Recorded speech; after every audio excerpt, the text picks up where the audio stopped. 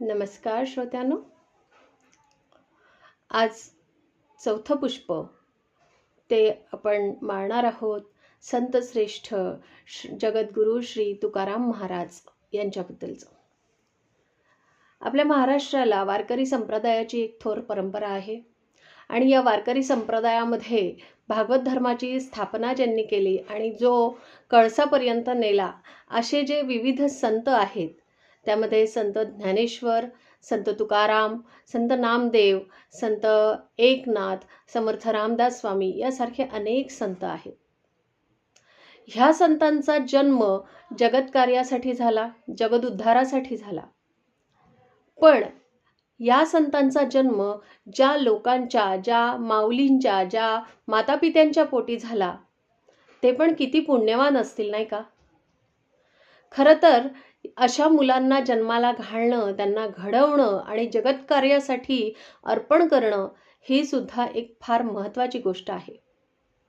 अशाच जगद्गुरू श्री संत तुकाराम महाराज यांच्या आईवडिलांविषयीची एक कथा मी आज इथे वाचून दाखवणार आहे. देवाकडे काय मागावं, देवाकडे काय मागावं या शीर्षकाखाली ही तुकारामांच्या वडिलांची आणि आईची ही कथा. तुकारामाचे वडील बोल्होबा हे पांडुरंगाचे निस्सीम भक्त होते. ते दरवर्षी न चुकता पांडुरंगाच्या दर्शनासाठी पंढरपूरला जात असत आणि दरवर्षी त्यांची पत्नी कणकाई माऊली त्यांच्या मागे लागत असे की मलाही पंढरपूरला पांडुरंगाच्या दर्शनाला न्या. पण बोल्होबा तिचे काही ऐकत नसत. अशी जवळजवळ 11 वर्ष गेली. 12व्या वर्षी जेव्हा ते पंढरपूरला जायला निघाले तेव्हा कणकाई माऊली काही ऐकेच ना. ती आपल्या पतीला म्हणाली, जर तुम्ही मला यावेळेस पांडुरंगाच्या दर्शनाला नेले नाही तर मी तुमच्या मागून येईलच. बोल्होबांचा नाईलाज झाला, कारण स्त्री हट्ट आणि बालहट्ट काही टाळता येत नाही. ते म्हणाले, मी तुला माझ्या बरोबर नेईन, पण माझी एक अट आहे आणि ती तुला पाळावीच लागेल. ती म्हणजे मंदिरात गेल्यानंतर पांडुरंगाकडे काही म्हणजे काही मागायचे नाही. कणकाई माऊली आनंदली. तिने पतीला सांगितले की मी काही मागणार नाही. पती पत्नी पंढरपुरास निघाले. तिथे पोचल्यानंतर कणकाई माऊली मनाशी विचार करीत चालली होती, आज आलोच आहोत तर पांडुरंगाचे दर्शन घेऊ आणि पंढरपूरही पाहू, कारण ती पहिल्यांदाच आलेली ना तिथे. यात्रेतली बांगड्यांची, खेळण्यांची दुकाने हरखून पाहत पाहत ती बोल्होबांच्या मागून चालू लागली. पण त्या दुकानांच्या, त्या खेळण्यांच्या, या सगळ्या गोष्टींमध्ये हरवून गेलेली कणकाई माऊली आणि बोल्होबा यांच्यात अंतर पडले. बोल्होबा पुढे निघून गेले आणि कणकाई माऊली मात्र मागेच राहिली. इकडे बोल्होबा मंदिरात पोचल्याबरोबर पांडुरंगाची मान वर होती ती खाली झुकली. सगळे भक्त दर्शनाला येतात तेव्हा तुमची मान वर असते आणि बोल्होबा आल्यानंतर तुमची मान खाली का झुकते? रुक्मिणीने विचारलं. यावर पांडुरंगाने रखुमाईला उत्तर दिलं की तो जो सावकार असतो ना, त्याचे आपण देणेकरी असतो आणि देणेकरी जेव्हा आपल्या घरी येतो तेव्हा आपली मान खाली झुकलेली असावी.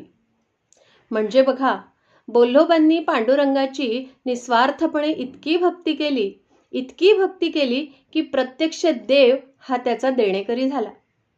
बोल्होबा फक्त भक्तीचे डिपॉझिटच करीत राहिले, मागणीचे विड्रॉल कधी केलेच नाही.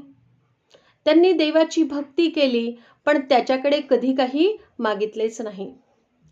परमेश्वराची भक्ती करावी तर ही अशी. इकडे बोल्होबा पांडुरंगाचे दर्शन घेऊन मागल्या दाराने बाहेर पडले आणि पुढल्या दाराने कणकाई माऊली मंदिरात आली. तिने पांडुरंगासमोर हात जोडले आणि एकटक देवाकडे पाहत राहिली. तोच क्षण साधून पांडुरंगाने तिला विचारले, बोल, तुला काय हवे? कणकाई माऊली विचारात पडली. आता काय करावे? पतीची आज्ञा तर मोडता येत नाही, पण मनुष्य मोठा हुशार प्राणी आहे बरं का. चातुर्य कुठे व कसे वापरावे हे त्याला बरोबर कळते.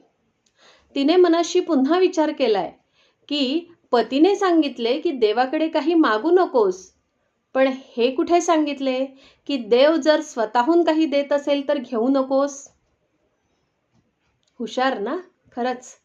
ती पांडुरंगाला म्हणाली, पोटी संतान नाही. देव म्हणाला, जा निश्चिंतपणे घरी जा, तुला मुलगा होईल. ती खूप आनंदली. हवं ते मिळाल्यावर माणूस देवाला जरा जास्तीच प्रदक्षिणा घालतो, नाही का? हिनेही बऱ्याच प्रदक्षिणा घातल्या. इकडे बोल्लोबा बाहेर वाट बघत होते. त्यांच्या मनात विचार आला की आपल्या पत्नीला बाहेर यायला इतका वेळ लागतोय, म्हणजे नक्कीच हिने काहीतरी परमेश्वराकडे, देवाकडे मागितलंय. असा विचार करीत असतानाच कणकाई माऊली समोरून येताना दिसल्या. तिने देवळातला सगळा वृत्तांत आपल्या पतीला सांगितला. हे सारे ऐकता क्षणी बोल्होबा तिला घेऊन पुन्हा देवळाकडे निघाले.